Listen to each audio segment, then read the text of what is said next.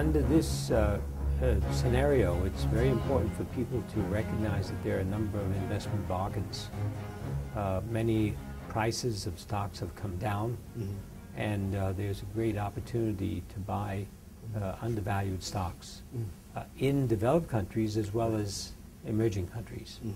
So I think this is a good opportunity to be buying equities in these markets. Fixed income, yes, in very selected areas, particularly in emerging markets, could be quite fruitful. But I think equities hold particularly good promise now, because if we look further down the road, there will be higher inflation because of the great amount of money supply that has been supplied to the market. So the environment is make you prefer the equity investment over the fixed income. Yes. Right. And as we saw in the last week, the Fitch rating just cut Italy and Spain credit ratings, and also other euro areas. Are there any chance that credit rating companies will reduce, will cut ratings for Europe countries for this year?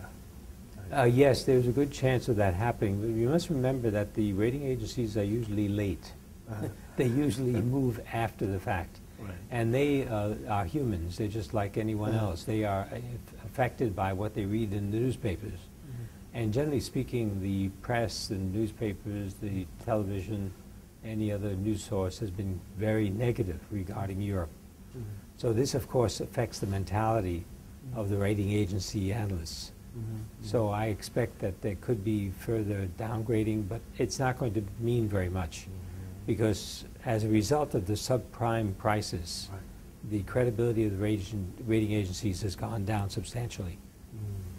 And turn into Asia, many people talk about China economy. And what do you think about the China economy? Will it be hard or soft landing for this year or in the next few years? Well, I don't think they will land. There will be no landing. So it's not a question of hard or soft landing. It's a question of how fast they will be flying. And if you look at the numbers in China, you'll see that businesses are growing at double-digit levels. Most people are looking at 7 or 8% growth this year. It could be more, it could be less, but that's very high growth. Any way you look at it, for a size of the economy, you can see that that's high growth. But many indicators in the past few months shows like the Chinese economy just correct. But you just think that it's temporary, right?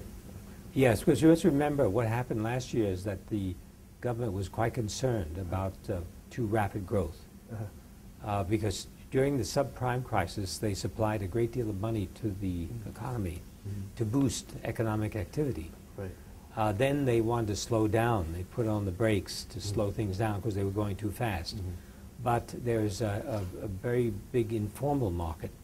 So what was happening is a lot of the people who could not, people and companies and governments, local governments, that could not get finance from the banks were moving into the informal market. So kept on putting pressure on to lower the activity. Now they're beginning to relax because they realize that they've achieved what they want to achieve, and you are seeing a relaxation.